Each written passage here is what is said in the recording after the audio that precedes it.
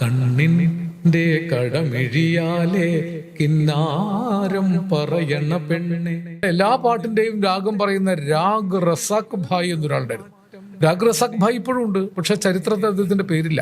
അകാലേ ആരും കൈവിടും നീ താനേ നിൻ സഹായം. ചാത്തുക്കുട്ടി ആശാൻ എന്നൊരാശാൻ ഉണ്ടായിരുന്നു. സ്വന്തം തൊണ്ടയുടെ ശബ്ദത്തിന് ഹാർമോണിയം ശ്രുതിയാക്കിയിരുന്ന ആളാണ്. പറക്കും തബലിസ്റ്റ് എന്നറിയപ്പെട്ടിരുന്ന മുഹമ്മദ് ഭായ്, കഞ്ഞിപ്പുര പ്രഭാകരൻ, ഇപ്പോഴും ജീവിച്ചിരിക്കുന്ന ചന്തു മാഷ്, ഉണ്ണി മാഷ്, അങ്ങനെ എത്രയോ ആളുകൾ അവരൊന്നും സംഗീത ചരിത്രത്തിന്റെ ഭാഗമായില്ല.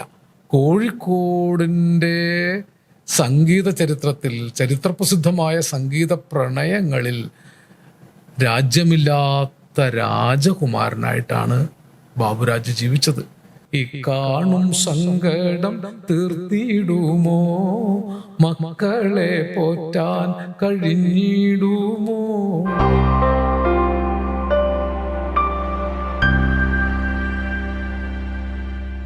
മലബാറിലെ മിക്കവാറും ആളുകൾ തബലിസ്റ്റ് ബംഗിച്ചൻ, ഹരിശ്ചന്ദ്ര ബോലെ, പിന്നീട് മാപ്പിളപ്പാട്ട് രംഗത്ത് അറിയപ്പെട്ട SM കോയാക്ക, അദ്ദേഹത്തിന്റെ മരുമകൻ CA അബൂബക്കർ, എത്രയോ പാട്ടുകാർ. കോഴിക്കോട്ട് ഞാൻ ബ്രദേഴ്സ് മ്യൂസിക് ക്ലബ്ബിൽ സ്ഥിരക്കാരനായിരുന്ന കാലത്ത് അവിടെ എല്ലാ പാട്ടിന്റെയും രാഗം പറയുന്ന രാഗ് റസാഖ് ഭായ് എന്നൊരാളുണ്ടായിരുന്നു. രാഗ് റസാഖ് ഭായ് ഇപ്പോഴും ഉണ്ട്, പക്ഷെ ചരിത്രത്തിൽ അദ്ദേഹത്തിന്റെ പേരില്ല. ബാബുരാജും കോഴിക്കോട് അബ്ദുൽ ഖാദറും മാത്രമാണ് അവരിൽ അറിയപ്പെട്ടവരായത്. ആഹ്വാൻ സെബാസ്റ്റ്യൻ എന്ന പേരിൽ സംഗീത രംഗത്തും നാടകരംഗത്തും പ്രസിദ്ധനായ ഒരാളുണ്ടായിരുന്നു. വാസുപ്രദീപ് എത്രയോ പാട്ടുകൾ എഴുതി. അക്കാലത്തെ നാടകങ്ങൾക്ക് വേണ്ടി എഴുതിയ പാട്ടുകൾ, സിനിമകൾക്ക് വേണ്ടി ചിട്ടപ്പെടുത്തിയ പാട്ടുകൾ. മച്ചാട്ട് വാസന്തി, മണിമാരൻ തന്നത് പണമല്ല പൊന്നല്ല, മധുരക്കിനാവിൻ്റെ കരിമ്പിൻ തോട്ടം, കണ്ണുനീർ തേവി തേവി കരളിതിൽ വിളയിച്ച കനകക്കിനാവിൻ്റെ കരിമ്പിൻ തോട്ടം. യേശുദാസിനോടൊപ്പം മച്ചാട്ട് വാസന്തി പാടിയ പാട്ടാണ്. അത് ബാബുക്കായുടെ കമ്പോസിഷനാണ്. അവരൊന്നും ഇപ്പോൾ ആരും ഓർക്കുന്നില്ല. ഒരു കാലത്ത് കമ്മ്യൂണിസ്റ്റ് പാർട്ടിയിൽ ആളെ കൂട്ടാൻ പാട്ടുപാടിയിരുന്നത് മച്ചാട്ട് കൃഷ്ണനും സഹോദരി വാസന്തിയുമാണ്. അക്കാലത്ത് കോഴിക്കോട്ടൊക്കെ രാഷ്ട്രീയ മീറ്റിങ്ങുകളിൽ ഉയർന്നു കേട്ടിരുന്ന ഒരു അനൗൺസ്മെന്റ് ഇങ്ങനെയായിരുന്നു: മീറ്റിംഗ് തുടങ്ങുന്നതിന് മുമ്പ് കോഴിക്കോട് അബ്ദുൽ ഖാദറും MS ബാബുരാജും മച്ചാട്ട് കൃഷ്ണനും മച്ചാട്ട് വാസന്തിയും കുറേ പാട്ടുകൾ പാടും. അത് കഴിഞ്ഞ് നേതാക്കന്മാർ പ്രസംഗിക്കും. ആരും പിരിഞ്ഞു പോകരുത്. അബ്ദുൽ ഖാദർക്കായും ബാബുക്കായും വാസന്തിയും ഒക്കെ മീറ്റിംഗ് കഴിഞ്ഞാൽ വീണ്ടും പാടും. അങ്ങനെ പുട്ടിന് തേങ്ങ ഇടുന്നത് പോലെ മീറ്റിങ്ങിന്റെ അപ്പുറത്തും ഇപ്പുറത്തും പാട്ട് വെച്ചാണ് ഒരു കാലത്ത് കമ്മ്യൂണിസ്റ്റ് പ്രസ്ഥാനങ്ങൾ ആളെ കൂട്ടിയത്. അതിനുവേണ്ടി പടപ്പാട്ടുകാരായിട്ട് ഇവരൊക്കെ ഉണ്ടായിരുന്നു. എത്രയോ കലാകാരന്മാർ അക്കാലത്ത് ഹിന്ദുസ്ഥാനി സംഗീതം എന്ന് നമ്മൾ തിരിച്ചറിഞ്ഞിട്ടില്ലാത്ത ഒരു സവിശേഷമായ സംഗീതധാരയും കൊണ്ട് മലബാറിൽ പ്രവർത്തിച്ചു. അക്കാലത്ത് അമേച്വർ നാടക സംഘങ്ങളുടെ മുഴുവൻ കമ്പോസേഴ്സ് ഇത്തരം ആളുകളായിരുന്നു. അവരുടെ ശിഷ്യപരമ്പരകളായിരുന്നു. സംഗീതവും ചെന്ന് കൊണ്ട് ഗുരുക്കന്മാർ അങ്ങോട്ട് ചെല്ലുകയായിരുന്നു ഗ്രാമങ്ങളിലേക്ക്. സംഗീതം പഠിപ്പിക്കുന്നതിന് പ്രതിഫലമൊന്നും ചോദിച്ചു വാങ്ങിയില്ല. ഇവരൊക്കെ ഒരുതരം ബൊഹീമിയൻ സ്വഭാവമുള്ളവരായിരുന്നത് കൊണ്ട് അല്പസ്വല്പം ലഹരിശീലം എല്ലാവർക്കും ഉണ്ടായിരുന്നു. അപ്പോൾ രാപ്പകൽ സംഗീതവും ലഹരിയുമായി ജിപ്സികളെപ്പോലെ ബൊഹീമിയൻ ജീവിതം നയിച്ച് കടന്നുപോയ ആ പരമ്പര ഒട്ടുമിക്കവാറും അസ്തമിച്ചു പോയി. ജാൻ മുഹമ്മദ് സാഹിബിന്റെ മകനായിരുന്നു MS ബാബുരാജ് എന്ന് ഞാൻ പറഞ്ഞു. ഗുൽ മുഹമ്മദ് സാഹിബിന്റെ മകനായിട്ട് ഒരാളുണ്ടായിരുന്നു, KG സത്താർ. അറിയപ്പെട്ട പാട്ടുകാരനായിരുന്നു. ആ കാലത്ത് നാടകഗാനങ്ങൾക്ക് വേണ്ടി അദ്ദേഹം ഒരുപാട് പാട്ടുകൾ കമ്പോസ് ചെയ്തു, പാടി. ഒരു കാലത്ത് നാടകത്തിലെ പ്രശസ്തമായൊരു പാട്ടുണ്ട്, നമുക്കൊരു പക്ഷേ കേട്ടാൽ ഓർമ്മ വരും: കണ്ണിന്റെ കടമിഴിയാലേ കിന്നാരം പറയണ പെണ്ണെ, ഇന്നെന്തേ നിൻമിഴിക്കൊരു നിറമാറ്റം പെണ്ണെ, പൊന്നെ കണ്ണിന്റെ കടമിഴിയാലേ കിന്നാരം പറയണ പെണ്ണെ. ഇത് KG സത്താർ ഭായ് പാടിയതാണ്. ഞാൻ എൻ്റെ കഥാപ്രസംഗ ജീവിതകാലത്ത് ഇവരിൽ പലരുമായിട്ട് അടുത്ത് ബന്ധം പുലർത്തിയിരുന്നു. ചാത്തുക്കുട്ടി ആശാൻ എന്നൊരാശാൻ ഉണ്ടായിരുന്നു. സ്വന്തം തൊണ്ടയുടെ ശബ്ദത്തിന് ഹാർമോണിയം ശ്രുതിയാക്കിയിരുന്ന ആളാണ്. അദ്ദേഹത്തിൻ്റെ മരുമകൻ അറുമുഖേട്ടൻ, വാണി അറുമുഖേട്ടൻ, പറക്കും തബലിസ്റ്റ് എന്നറിയപ്പെട്ടിരുന്ന മുഹമ്മദ് ഭായ്, കഞ്ഞിപ്പുര പ്രഭാകരൻ, ഇപ്പോഴും ജീവിച്ചിരിക്കുന്ന ചന്തു മാഷ്, ഉണ്ണി മാഷ്, അങ്ങനെ എത്രയോ ആളുകൾ ഈ ചരിത്രത്തിൽ നിലനിന്നു. അവരൊന്നും സംഗീത ചരിത്രത്തിൻ്റെ ഭാഗമായില്ല. പക്ഷെ ഒരു നിശബ്ദ വിപ്ലവം അവർ മലബാറിലെ സംഗീത രംഗത്തുണ്ടാക്കി.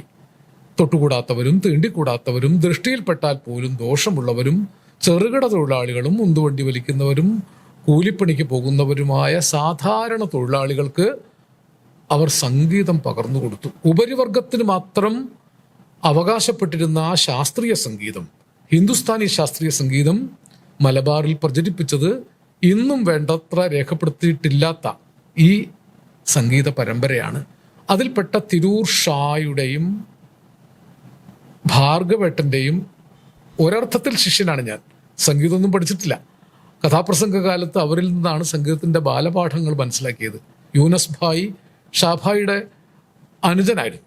ഇവരൊക്കെ നല്ല ഹാർമോണിസ്റ്റുകളായിരുന്നു, തബലിസ്റ്റുകളായിരുന്നു, എല്ലാ രംഗത്തും ഓൾറൗണ്ടർമാരായിരുന്നു.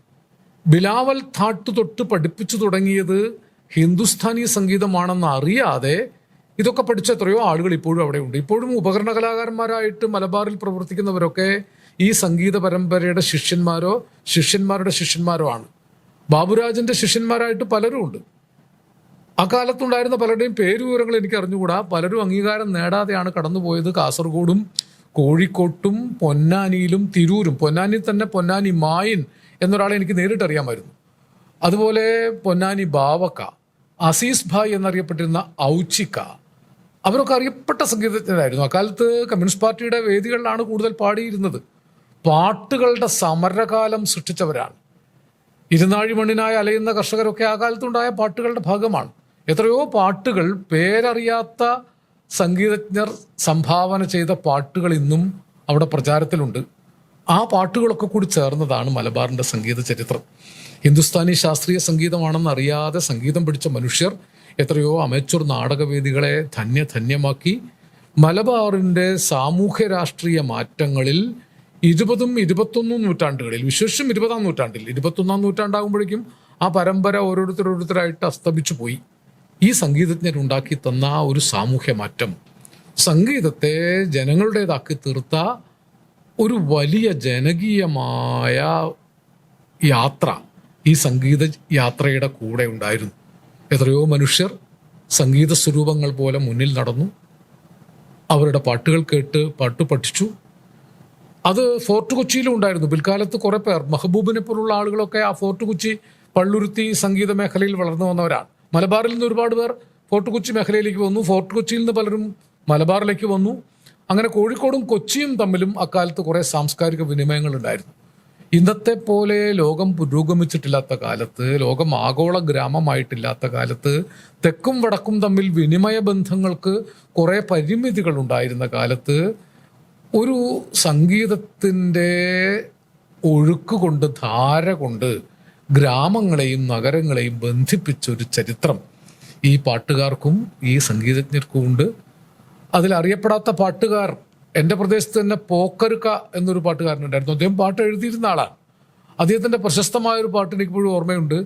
ഈ കാണും സങ്കടം തീർന്നിടുമോ, മക്കളെ പോറ്റാൻ കഴിഞ്ഞിടുമോ, ഈ കാണും സങ്കടം തീർത്തിടുമോ, മക്കളെ പോറ്റാൻ കഴിഞ്ഞിടുമോ. ആ കലാകാരന്മാരുടെ പ്രശ്നം അതായിരുന്നു. ഈ കാണപ്പെട്ട വേദനകൾ, ജീവിതയാതനകൾ തീരുമോ? മക്കളെ പോറ്റാനുള്ളൊരു സാഹചര്യം ഉണ്ടാകുമോ? അതിന് വകയില്ലാതെ, അഷ്ടിക്ക് മാർഗമില്ലാതെയാണ് പട്ടിണി രാവുകൾ പാടി പാടി വെളുപ്പിച്ച് മലബാറിൽ ഈ സംഗീതജ്ഞർ ഒരു പുതിയ പ്രഭാതം ഉണ്ടാക്കിയെടുത്തത്. അവർ ഓരോരുത്തരെ കുറിച്ചും പറയുകയാണെങ്കിൽ പ്രത്യേകിച്ച് പറയേണ്ടതുണ്ട്. അവസാന കാലത്ത് ബാബുക്കായുടെ പാട്ടുകളൊക്കെ വടേരി ഹസനുക്ക എന്നൊരാളുടെ സ്വകാര്യ ശേഖരത്തിലുണ്ടായിരുന്നതാണ്. പിന്നീട് മനോരമ മ്യൂസിക് ബാബുരാജ് പാടുന്നു എന്ന പേരിൽ പുറത്തിറക്കിയത്. അത് ബാബുക്ക ചില കല്യാണ വീടുകളിലൊക്കെ പാടിയിരുന്നതാണ്. അതൊന്നും പണത്തിന് വേണ്ടി പാടിയതല്ല. അക്കാലത്ത് ബാബുക്ക മദ്രാസിൽ പാട്ട് ചിട്ടപ്പെടുത്തി കോഴിക്കോട് വണ്ടിക്ക് വന്ന് ഇറങ്ങിയാൽ ആ പാട്ടുകൾ ആദ്യം കേൾക്കാൻ വേണ്ടി ആളുകൾ അദ്ദേഹത്തെ പിടിച്ചു കൊണ്ടുപോകുമെന്ന് കേൾക്കാറുണ്ട്. വലിയ മുതലാളിമാർ, മൊത്തക്കച്ചവടക്കാരായ വലിയങ്ങാടിയിലെ മുതലാളിമാർ ബാബുക്കയെ കൊണ്ടുപോയി പാട്ട് കേൾക്കും. അവർ കൊണ്ടുപോകുന്ന വഴിയിൽ വലിയങ്ങാടിയിലെ തൊഴിലാളികൾ വണ്ടി തടഞ്ഞു നിർത്തി ബാബുക്കായെ മോചിപ്പിച്ചു കൊണ്ടുപോയി ബ്രദേഴ്സ് മ്യൂസിക് ക്ലബ്ബിൽ കൊണ്ടുപോയി പാട്ട് കേട്ട ചരിത്രമുണ്ട്. അങ്ങനെ കോഴിക്കോടിൻ്റെ സംഗീത ചരിത്രത്തിൽ, ചരിത്രപ്രസിദ്ധമായ സംഗീത പ്രണയങ്ങളിൽ രാജ്യമില്ലാത്ത രാജകുമാരനായിട്ടാണ് ബാബുരാജ് ജീവിച്ചത്. ആ കലാകാരന്മാരുടെ നിസ്വമായ ജീവിതത്തിൻ്റെ അനന്തമായ സമ്പത്താണ് മലബാറിന് ഒരു വലിയ സ്വന്തം സംഗീത ചരിത്രം ഉണ്ടാക്കി തന്നത്. അത് പലതുമായിട്ട് പിരിഞ്ഞുപോയി. നാടകഗാനങ്ങളിലേക്ക് ആ സംഗീത ചരിത്രം വ്യാപിച്ചിട്ടുണ്ട്. മാപ്പിളപ്പാട്ട് ഗാന ചരിത്രത്തിലേക്ക് ആ പാട്ടുകളുടെ സംഗീതത്തിൻ്റെ സംസ്കാരം വ്യാപിച്ചിട്ടുണ്ട്. കെ രാഘവൻ മാസ്റ്റർ നേരിട്ട് ഈ പരമ്പരയുടെ ഭാഗം അല്ലെങ്കിലും മലബാറിൻ്റെ ഭാഗമാണ്. രാഘവൻ മാസ്റ്ററാണ് മലയാളികൾക്ക് ആദ്യമായിട്ട് സ്വന്തം സംഗീതം ഉണ്ടാക്കി തന്നത്. 1954 സിനിമയിലൂടെ സ്വന്തം പാട്ട്, അതുവരെ ഹിന്ദി പാട്ടുകളുടെ ഈണത്തിനൊപ്പിച്ച് പാട്ടെഴുതുകയായിരുന്നു. അകാലേ ആരും കൈവിടും നീ താനേ നിൻ സഹായം. അതൊരു ഹിന്ദി പാട്ടാണ്. ആ ഹിന്ദി പാട്ട് അങ്ങനെ കടം കൊള്ളുകയാണ്. എന്നാൽ രാഘവ മാസ്റ്ററോട് കൂടിയാണ് കായലരികത്ത് പോലുള്ള പാട്ടുകൾ, നേരത്തെ ഞാൻ പറഞ്ഞ കോഴിക്കോട് അബ്ദുൽ ഖാദറിൻ്റെ എങ്ങനെ നീ മറക്കും, അതിനു മുമ്പ് ഗായത്രി ശ്രീകൃഷ്ണനും ജാനമ്മ ഡേവിഡും പാടിയ പാട്ടുകൾ, എന്തിന് നോക്കണ എന്തിന് നോക്കണ ചന്ദീരാ നീ ഞങ്ങളെ, അയ്യാ ചന്ദീരാ അയ്യാ ചന്ദീരാ നീ ഞങ്ങളെ, ഞാനില്ലാമേ പോട്ട് കല്യാണച്ചെക്കനുണ്ട്, താഴെ കല്യാണച്ചെക്കനുണ്ട്. ഒരു കീഴാളപ്പെണ്ണിൻ്റെ പ്രണയത്തിന് ഭാസ്കരൻ മാഷ് കൊടുക്കുന്ന വരികൾ അവിടുത്തെ ഒരു നാടോടി പാട്ട് സംഗീതത്തിൻ്റെ വരികളിൽ നിന്ന് കിട്ടുന്ന പ്രചോദനത്തിലാണ്. അതിന് രാഘവ മാസ്റ്റർ കൊടുക്കുന്ന ഈണമാകട്ടെ മലബാറിൻ്റെ ഫോക്ലോറിൽ നിന്ന് കടം കൊള്ളുന്ന ഒരു ഈണമാണ്. രാഘവ മാസ്റ്റർ ഒരുപാട് കടൽ പാട്ടുകൾ, മുക്കുവ സമുദായത്തിൽ ജനിച്ച ഒരാളായതുകൊണ്ട് കടൽ തീരത്ത് പ്രചാരത്തിലുണ്ടായിരുന്ന പാട്ടുകളുടെ ഈണം അദ്ദേഹത്തിൻ്റെ പാട്ടുകളുടെ അന്തർബലമാക്കിയിട്ടുണ്ട്. നേരിട്ട് കടം കൊള്ളുകയല്ല. ഓട്ടക്കണ്ണിട്ട് നോക്കും കാക്കേ തെക്കേ വീട്ടിലെന്ത് വർത്താനം കാക്കേ. ഒരു കടൽപ്പാട്ടിൻ്റെ മുക്കുവ തൊഴിലാളികൾക്കിടയിൽ പ്രചാരത്തിലുണ്ടായിരുന്ന ഒരു പാട്ടിൻ്റെ ഈണമാണ്. അത് നേരിട്ട് പാട്ടാക്കുകയല്ല. തെക്കേ വീട്ടിലെന്ത് വർത്താനം കാക്കേ. അതിനകത്ത് ആ ഈണത്തിൻ്റെ ജീവനെ സന്നിവേശിപ്പിക്കുകയാണ്. മറ്റൊരു പാട്ട് ഇതേ ഈണം തന്നെയാണ്. എല്ലാവർക്കും പാഴ്മുള എന്നു തോന്നി പുല്ലാങ്കുഴലെന്നെനിക്കു തോന്നി, താരാരിരാരാരാരാ തെക്കേ വീട്ടിലെന്ത് വർത്താനം കാക്കേ പുല്ലാങ്കുഴലെന്നെനിക്കു തോന്നി. ഈ പാട്ടുകളിലൊക്കെ നാടോടിപ്പാട്ടിൻ്റെ ജനസംസ്കാര ഘടകങ്ങളെ, ഫോക്ലോർ ഘടകങ്ങളെ പാട്ടിലേക്ക് അറിയാതെ സന്നിവേശിപ്പിക്കുന്ന ഒരു രീതിയാണ് രാഘവ മാസ്റ്റർ പോലുള്ളവർ അനുവർത്തിച്ചത്. രാഘവ മാസ്റ്റർ എത്രയോ നാടകങ്ങൾക്ക് പാട്ട് ചിട്ടപ്പെടുത്തിയിട്ടുണ്ട്. KPSCയുടെ അശ്വമേധമടക്കമുള്ള നാടകത്തിലെ പാട്ടുകൾ രാഘവ മാസ്റ്ററാണ് ചിട്ടപ്പെടുത്തിയത്. ബാബുക്കായുടെ എത്രയോ പാട്ടുകളിൽ ഒരുപക്ഷെ നമുക്ക് ആലോചിക്കാൻ പോലും പറ്റാത്ത, ബാബുരാജിനെ പോലൊരാൾ കൺസീവ് ചെയ്ത് എങ്ങനെയെന്ന് നമുക്ക് മനസ്സിലാക്കാൻ പറ്റാത്ത പാട്ടുകളുണ്ട്. ചന്ദന പല്ലക്കിൽ വീടു കാണാൻ വന്ന ഗന്ധർവരാജ കുമാര, പഞ്ചമി ചന്ദ്രിക പെറ്റുവളർത്തിയ അപ്സര രാജകുമാരി, ഓ അപ്സര രാജകുമാരി. ജയ് ജയവന്തി എന്നൊരു രാഗമാണ്. അത് രാഗം മാത്രമല്ല, അതിൽ ചേർന്നിരിക്കുന്നത് ഒരു നാട്യണത്തിൻ്റെ പ്രാണനാണ്. ഇങ്ങനെ എത്രയോ പാട്ടുകൾ.